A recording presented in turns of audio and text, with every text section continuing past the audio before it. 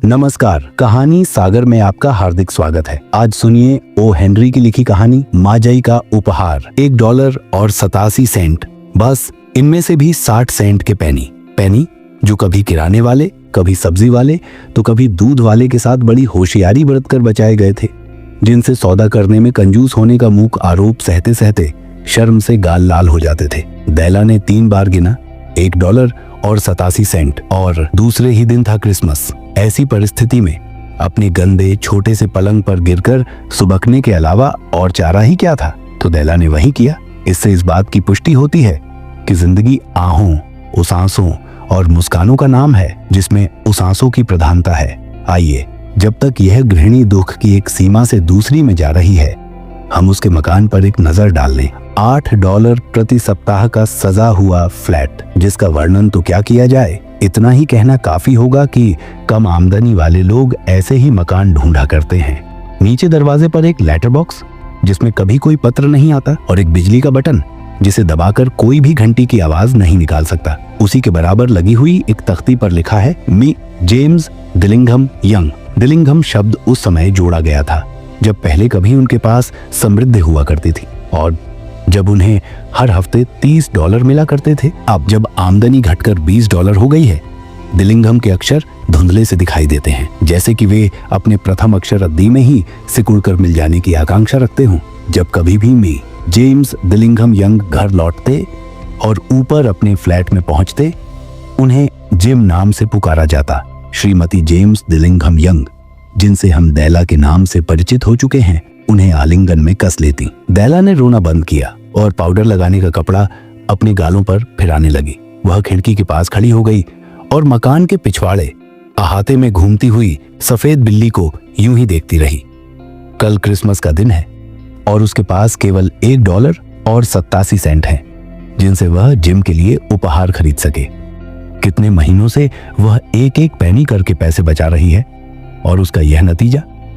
एक हफ्ते में $20 से होता ही क्या है। खर्चा उसके अंदाज से कुछ ज्यादा ही हो गया था। ऐसा हमेशा ही होता आया है। जिम के लिए उपहार खरीदने को केवल $1 87 सेंट। उसका प्यारा जिम। उसके लिए कोई बढ़िया उपहार लाने की योजना बनाने में उसने कितनी सुखद घड़ियां बिता दी थी। कोई बढ़िया, अनूठी और कीमती चीज, कुछ ऐसी जो जिम के पास रहने का सौभाग्य पाने की योग्यता रखती हो। कमरे की 2 खिड़कियों के बीच बड़ा सा दर्पण था। शायद आपने $8 वाले कमरे में कभी बड़ा दर्पण देखा हो। कोई बहुत दुबला और चप्पल व्यक्ति ही उन लंबी धज्जियों में छाया देखकर अपनी छवि का सही अनुमान लगा सकता था। दैला भी दुबली होने के कारण इस कला में निपुण थी। एकाएक खिड़की से घूमकर वह दर्पण के सामने जा खड़ी हुई। उसकी आंखें चमक रही थीं, लेकिन उसके चेहरे से 20 सेकंड में ही रंग उड़ चला। उसने शीघ्रता से अपने केशों को खोल लिया और अपनी पूरी लंबाई तक उन्हें नीचे लटकने दिया। तो जेम्स दिलिंघम यंग के स्वत्वाधिकार में 2 वस्तुएं थीं, जिन पर दोनों को बहुत गर्व था। एक थी जिम की सोने की घड़ी, जो कभी उसके पिता और दादा के पास भी रह चुकी थी। दूसरे थे दैला के केश। अगर सड़क के उस पार वाले फ्लैट में स्वयं शैबा की रानी भी रहती, तो उसके हीरे, जवाहरातों और उपहारों को नीचा दिखाने के लिए दैला अपने केशों को सुखाने के बहाने किसी दिन खिड़की से बाहर जरूर लटकाए रखती। और अगर बादशाह सालोमन भी वहां अपने खजाने का ढेर लगाकर द्वारपाल की तरह खड़े होते, तो सिर्फ ईर्ष्यावश उनका दाढ़ी नोचना देखने के लिए। जितनी बार जिम उधर से निकलता, अपनी घड़ी निकालकर समय जरूर देखता। अब दैला के खूबसूरत केश भूरे पानी के झरने की तरह चमकते हुए लहराकर लटक रहे थे। वे उसके घुटनों से भी नीचे पहुंचते थे और किसी हद तक उसके लिए पोशाक का काम दे रहे थे। और तब उसने निराशा से शीघ्र ही उन्हें वापस बांध लिया। एक क्षण के लिए वह सिहर उठी, फिर चुपचाप खड़ी रही, और उसकी आंख से 1 या 2 बूंद आंसू फटी पुरानी लाल दरी पर बिखर गए।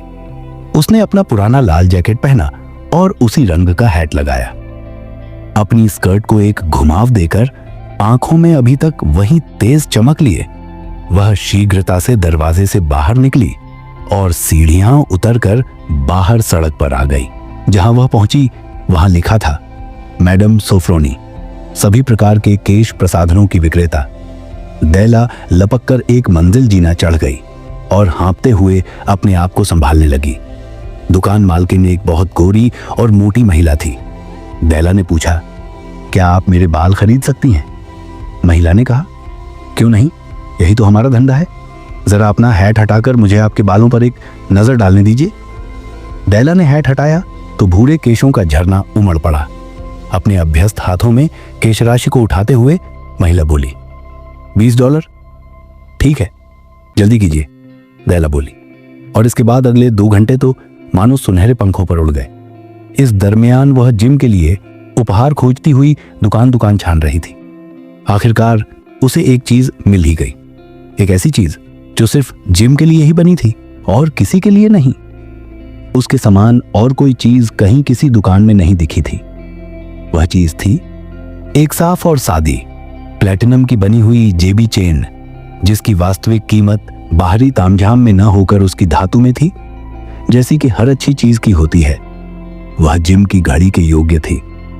उसे देखते ही उसे लगा जैसे वह जिम के लिए ही थी।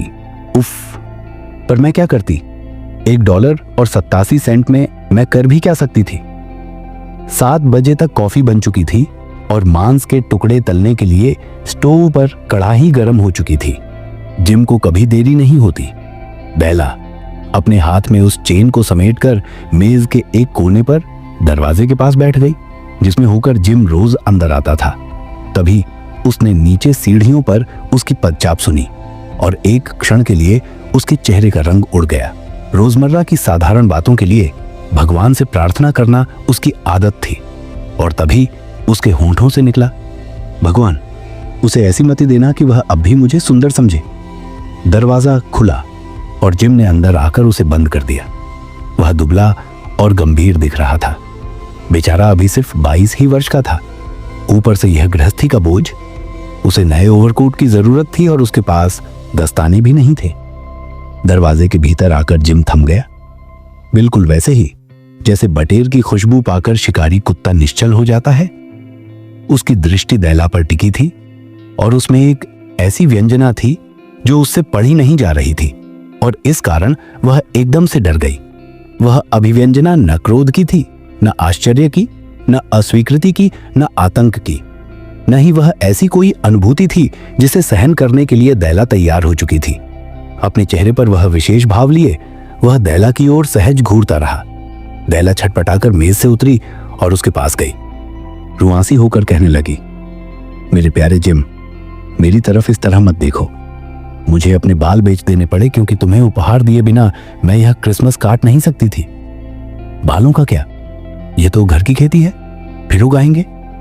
तुम बिल्कुल चिंता मत करो जिम, मेरे बाल बहुत तेजी से बढ़ते हैं। क्रिसमस मुबारक जिम, हमें खुश होना चाहिए। तुम्हें पता नहीं मैं तुम्हारे लिए कितनी अच्छी, कितनी सुंदर भेंट लाई हूं। क्या तुमने अपने बाल कटवा लिए? जिम ने काफी प्रयत्न करते हुए पूछा, जैसे बहुत विचारने के बाद भी वह उस प्रत्यक्ष सत्य तक न पहुंच पाया हो। वह बिल्कुल जिम के जैसी ही थी, सादी और मूल्यवान। ये दोनों ही गुण उसमें निहित थे। उसके $21 चुकाकर बाकी बचे 87 सेंट ली वह घर लौट आई। घड़ी के साथ वह चेन होने पर जिम जरूर ही अपने साथियों के बीच समय देखने की उत्कंठा रख सकता था। इतनी शानदार घड़ी के साथ चेन की जगह चमड़े का पट्टा होने के कारण वह अक्सर लोगों से छिपाकर ही समय देख पाता था। घर पहुंचने पर तर्क और विवेक के सामने दैला का नशा जरा सा उतरा। उसने अपने केशों में लगे हुए छल्ले निकाल लिए और गैस का स्टोव जलाकर कुछ काम करने लगी, जिससे उदार प्रेम के आवेश में हुई इस तबाही की पीड़ा कुछ कम हो सके। यह सचमुच एक भयंकर काम है और बड़ा भी। कोई 40 मिनट में ही उसका सिर छोटे छोटे पास पास जुड़े हुए घुंघराले बालों से ढक गया, जिससे वह स्कूल से मुंह चुराने वाले किसी लड़के की तरह दिखने लगी। उसने दर्पण में अपनी प्रतिछाया को बहुत देर तक सावधानी और आलोचनात्मक दृष्टि से देखा। वह अपने आप से बोली, अगर मुझे दोबारा देखे बिना ही कहीं जिम ने मार नहीं डाला तो वह जरूर कहेगा कि मैं कोनी द्वीप की किसी नटनी सी लगती हूं। सुंदर सुंदर कंघे, खालिस कछुए की हड्डी के, जिनके गोल किनारों पर जड़े हुए नग उन विलीन हो चुके केशों के रंग पर फपते थे। वह जानती थी कि वे बहुत कीमती थे और उसका निराश हृदय केवल उनकी चाहना भर कर सकता था। और अब वे उसके थे।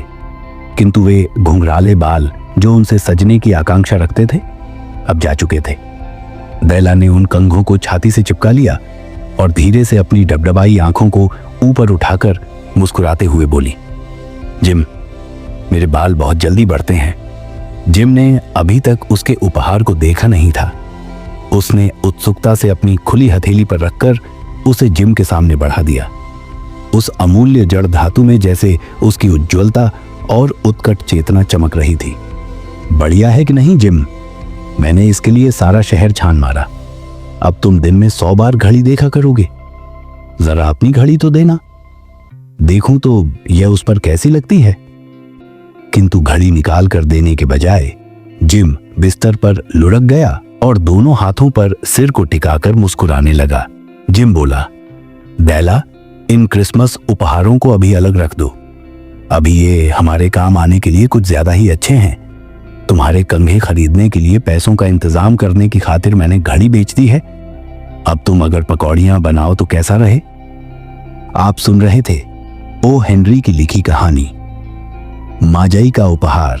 ऐसी और प्रेरणादायक कहानियों के लिए हमारे चैनल कहानी सागर को सब्सक्राइब करें।